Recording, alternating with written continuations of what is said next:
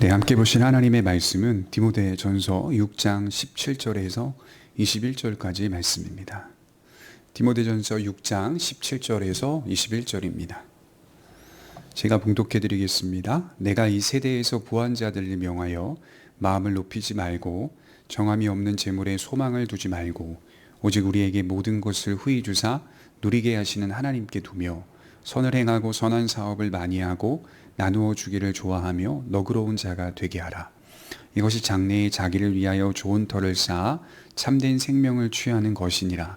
디모데야, 망령되고 헛된 말과 거짓된 지식의 반론을 피함으로 내게 부탁한 것을 지키라.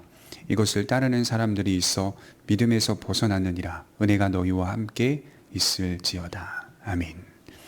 22번째 시간입니다. 성도는 종말의 빛을 통하여 현실을 살아가는 자들이다 라고 말씀을 드렸죠.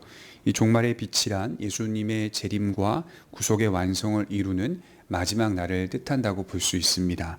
조금 더 좁게 보자면 우리가 주 앞에 서게 될 그날을 말한다고 할 수 있겠죠. 성도들의 삶이 이처럼 내세에 대한 믿음과 확신 그리고 소망으로 가득 차 있어야 한다는 말입니다. 우리가 만일 이 세상에서 끝날 인생이라면 우리도 마찬가지로 세상 사람들과 동일하게 살아가면 됩니다. 바울이 고린도전서 15장 14절에서 그렇게 말씀했죠. 우리의 부활이 일어나지 않는다면 또 죽은 자가 다시 살아난다라는 영생의 부활이 없다면 우리가 전파하는 것도 헛된 것이고 또 우리의 믿음도 헛된 것이다. 그러나 분명한 사실은 우리에게 부활이 있을 것이고 또 그날은 분명히 우리 앞에 나타나게 될 것이다 라고 하는 믿음의 확신의 고백이 바울이 분명하게 선포하고 있다는 것이죠. 우리의 인생이 이 세상에서 허무하게 끝나는 게 아니라 하나님 나라에 대한 믿음과 확신이 있기 때문에 우리 생의 목적은 여기가 아닌 하나님 나라에 있다는 사실을 늘 인식하며 살아가게 되는 것이죠. 인간이 우연히 탄생하거나 존재하게 된 게 아니라 하나님의 창조와 목적에 따라 만들어진 탄생하게 된 존재임을 기억할 때 우리 안에 우리 인생 속에 허무함이나 회의감이 아닌 하나님의 이유와 목적에 따라 살아갈 힘과 능력을 갖게 되는 것입니다. 이러한 믿음에 대하여 바울은 12절에 지나왔듯이 믿음의 선한 싸움을 싸우라, 영생을 취하라고 정의하고 있습니다.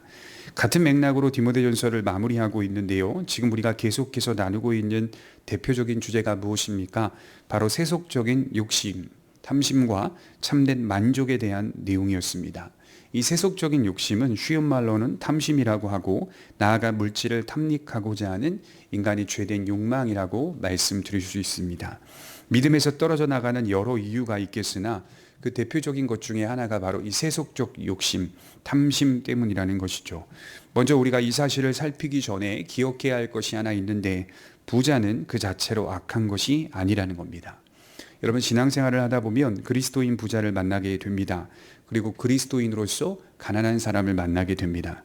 부자나 가난한 자나 그리스도 안에서 한 형제요 한 자매라는 사실을 인식할 때 우리가 서로를 미워하고 서로를 증오하지 않는 것으로 나아갈 수 있습니다. 특히 오늘날 이 시대의 청년들과 대화를 하다 보면 의외로 많은 청년들이 가지지 못한 것으로 인하여 가진 자들을 미워하고 증오하는 것을 보게 됩니다.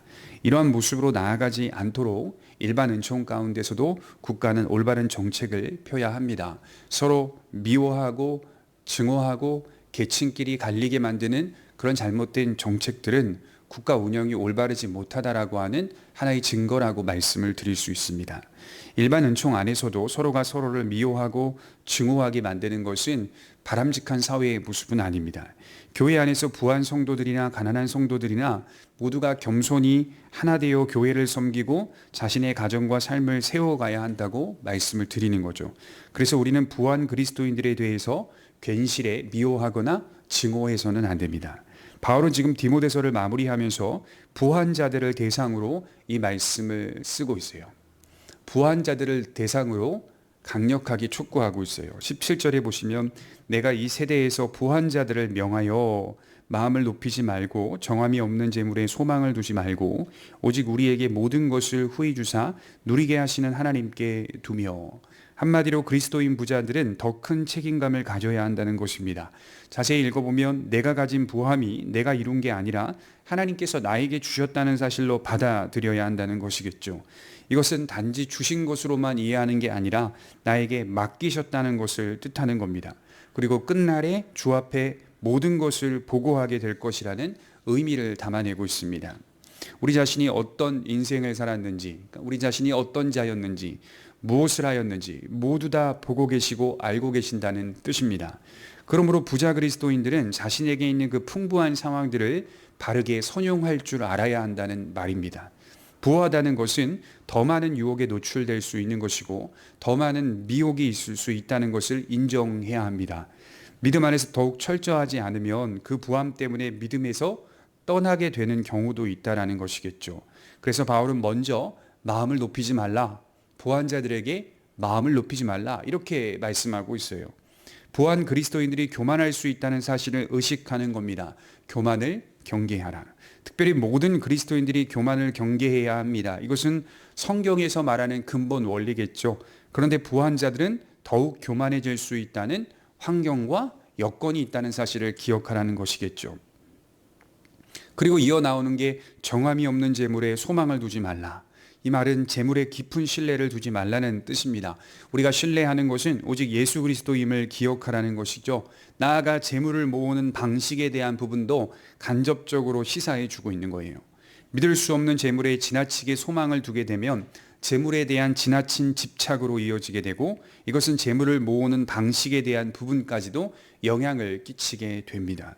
우리에게 주어지는 재물은 그 방식에 있어서도 건전해야 한다는 뜻입니다. 남을 속여서 재물을 많이 모은다 하더라도 그것이 떳떳한 재물은 되지 못하는 겁니다. 물론 우리는 이윤을 많이 남겨야 합니다. 사업을 하는 그리스도인들은 이윤을 남겨서 기업을 확장시켜 가도록 성경도 그것을 인정하고 있습니다. 그러나 제가 말씀드리는 것은 그 방식의 건전함도 항상 인식하면서 사업을 꾸려가야 한다는 뜻입니다. 무엇보다도 가장 중요한 사실은 그리스도인들의 풍요로움은 그리고 그리스도인들의 부함은 모든 것을 후히 주시는 하나님께로부터 나온다는 사실이겠죠. 바로 그것을 신뢰하고 끝까지 붙잡으라는 것입니다. 내가 지금 주어진 상황이 풍요롭다면 하나님이 우리에게 불을 주시고 그 불을 맡기시며 그 불을 누릴 수 있도록 하셨다는 것에 찬송과 감사를 올려야 하고, 내가 지금 풍요롭지 못한 상황이라면 그 안에서도 하나님의 은혜를 깊이 생각하며 영적인 부요함을 얼마든지 경험할 수 있다는 것이죠. 문제는 어디에 초점이 있어야 합니까? 예수 그리스도께 모든 것을 후히 주시고 누리게 하시는 그리스도께 초점이 있을 때 부할 때나 가난할 때나 모두 다 찬송과 감사로 하나님께 올려드릴 수 있다는 것이죠. 이러한 부요함을 그리스도께 두는 사람은 어떻습니까? 그 사람의 목적이 선한 목적을 띈다는 것이겠죠. 18절에 보면 선을 행하고 선한 사업을 많이 하고 나누어 주기를 좋아하며 너그러운 자가 되게 하라. 네 가지가 나오죠. 그리스도인 부자가 가지고 있어야 할 네 가지의 특징입니다. 첫째는 선을 행하는 사람. 그리스도인 부자는 마땅히 선을 행하는 오늘을 살아갑니다. 선을 행하는 사람으로 서 있습니다.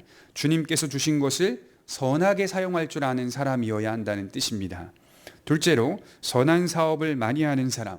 그는 여러 계획을 세웁니다. 그 계획들이 자신에게 있는 부요함들을 가지고 그리스도 예수 안에서 바르게 사용하고자 하는 계획을 꿈꿉니다.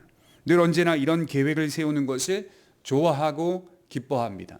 그래서 선한 사업의 보완자로 서 있어요.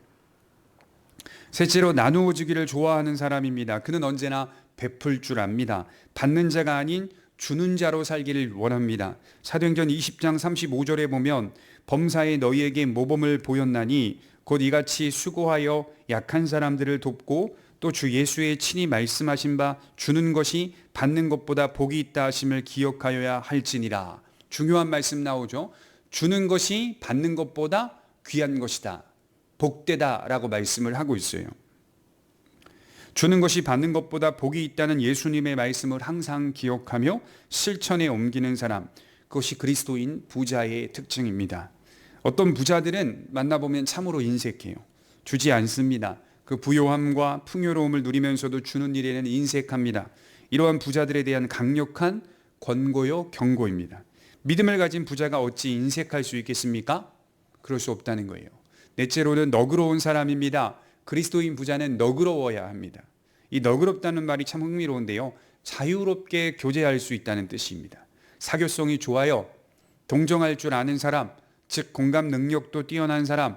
대개 부자들은요, 세상적인 부자들은요, 자유롭지 않아요. 또 사교성도 좋지 않아요. 다른 이들에 대하여 동정심도 별로 없어요. 공감 능력도 떨어집니다. 그래서 동떨어져 살잖아요. 부유한 사람들이. 어디 들어가서 외롭게 홀로 사는 부자들 제가 많이 봤습니다. 그 성경적인 부자간이 아니에요. 성경적 부자간은 자유롭게 교제할 수 있는 사람, 사교성이 좋은 사람, 동정할 줄 아는 사람, 공감할 줄 아는 사람. 그리스도인 부자는 동정할 줄 알고 공감 능력도 뛰어나고 또 누구든지 사랑으로 친교할 준비가 된 사람을 뜻합니다. 이것은 다른 말로 나누어 줄 준비가 되어 있는 부자, 나누어 줄 준비가 되어 있는 부자를 뜻해요. 바로 그런 그리스도인이 되어야 합니다. 왜 이런 모습으로 살아가고자 하는가 묻는다면 그들은 이렇게 답한다는 것이죠. 19절에 이것이 장래에 자기를 위하여 좋은 터를 쌓아 참된 생명을 취하는 것이니라. 자기를 위하여 장래에 좋은 터를 쌓는다는 사실을 알기 때문에, 결국 오늘 현실이 장래와 연결되어 있다는 사실을 알기 때문에 그는 좋은 터를 쌓는 그 일을 멈추지 않습니다. 저와 여러분들도 장래에 자기를 위하여 좋은 터를 쌓는 성도들 되시기 바랍니다. 사실 이게 부자만 이런 특징을 가져야 하는 건 아니고요. 우리 모든 그리스도인들이 다 동일한 특징을 가져야 되죠. 우리의 오늘의 현실이 장래와 연결되어 있고 오늘의 현실이 장래에 좋은 터를 쌓는 현실이 될 수 있다는 사실을 인정하며 사는 것. 그것을 다른 말로 참된 생명을 취하는 것이니라, 이렇게 또 기록을 하고 있거든요. 믿음은 우리 삶의 실천을 요구합니다. 우리의 생각과 마음을 변화시킨다면 우리는 실천으로 나아갈 줄 알아야 하죠. 그것이 영생을 얻은 성도의 변화된 모습입니다. 오늘을 위해 사는 성도가 아닌 영생을 위해 사는 성도로 서시기 바랍니다. 미래의 주님께서 주실 칭찬을 위해 사는 성도들이 되시기를 바랍니다. 이제 바울은 디모데에게 부탁한 것을 지키라고 말씀을 하고 있죠. 우리 20절을 한번 보겠습니다. 20절에 이렇게 말하죠. 디모데야, 망령되고 헛된 말과 거짓된 지식의 반론을 피함으로 내게 부탁한 것을 지키라. 이것을 따르는 사람들이 있어 믿음에서 벗어났느니라. 은혜가 너희와 함께 있을지어다. 교역자는 부자 그리스도인들을 두려워해서는 안 됩니다. 교역자가 해야 할 일은 부한 그리스도인들이 마음을 높이지 않도록, 또 교만하지 않도록 지속적으로 바르게 가르쳐 주어야 합니다. 여러 사역자들 중에서요, 부자 그리스도인들 앞에서 유독 어려워하는 사역자들을 보게 됩니다. 바울도 사역을 하면서 수많은 부자 그리스도인들을 만났어요. 그러나 중요한 사실은 그는 누구를 만나든지 그리스도 예수를 전했고 바르게 가르쳤습니다. 그런 것들 때문에 오히려 많은 적들이 생겼을 수도 있어요. 그러나 바울은 이 사실을 분명히 알았던 것이죠. 갈라디아서 1장 10절에 이제 내가 사람들에게 좋게 하랴, 하나님께 좋게 하랴, 사람들에게 기쁨을 구하랴, 내가 지금까지 사람의 기쁨을 구하는 것이었다면 그리스도의 종이 아니니라. 자신이 사람의 종이 아닌 그리스도의 종이라는 사실입니다. 사람들을 기쁘게 해주는 그런 사역자가 아니라 하나님의 기쁨을 구하는 사역자라는 것이겠죠. 이 사실을 분명히 아는 사역자가 돼야 한다는 거예요. 디모데에게 그런 사역자가 되기를 바라고 있는 거예요. 그러니까 교만한 부자 그리스도인들은, 사역자들이 자기의 편에, 자기의 입맛에 맞게, 자기의 뜻에 맞게끔 이야기해 주거나 또 그런 방향으로 인도해 주기를 의뢰 바랄 수도 있어요. 바랄 수도 있어요. 사역자들은 어떻습니까? 그런 부자 그리스도인들 앞에서 두려움을 가질 수도 있어요. 그러지 말라는 거예요. 어떤 계층을 만나든 디모데야, 하나님의 말씀을 바로 가르치고 그들을 주의 진리 가운데로 인도하라. 디모데에게 내게 부탁한 것을 지키라, 이런 말씀의 의미가 그 모든 의미를 담아내고 있다는 겁니다. 부탁한 것이 무엇이겠습니까? 하나님의 말씀과 교회를 향한 정직한 마음을 가지라. 정함이 없는 재물에 소망을 두는 자들이 교회 안에 분명히 있다. 정함이 없는 재물에 소망을 두는 자들이 교회 안에 분명히 있다. 망령되고 헛된 말과 거짓된 지식을 따르는 사람들도 교회 안에 분명히 있다. 결국에는 그들이 믿음에서 벗어나더라. 그렇게 신앙생활하면 결국에는 믿음에서 벗어나더라. 디모데는 이러한 자들이 발생하더라도 주께서 부탁한 것을 지켜가야 돼요. 주께서 자신에게 맡겨주신 것을 지켜가야 돼요. 결코 소홀히 하지 말라는 겁니다. 복음의 지식과 배치되는 길을 걷지 말고 여러 부함과 풍요로움의 유혹과 미혹 앞에 흔들리지 말고 복음적인 길을 선택하라는 거예요. 그리고 이러한 은혜가 있기를 간절히 바라는 것입니다. 예수님께서 저와 여러분들에게 부탁하신 것이 있어요. 믿음의 길을 바르게 걸어가라. 세상적인 소망과 부요함이 아니라 믿음의 길을 걸어가라는 겁니다.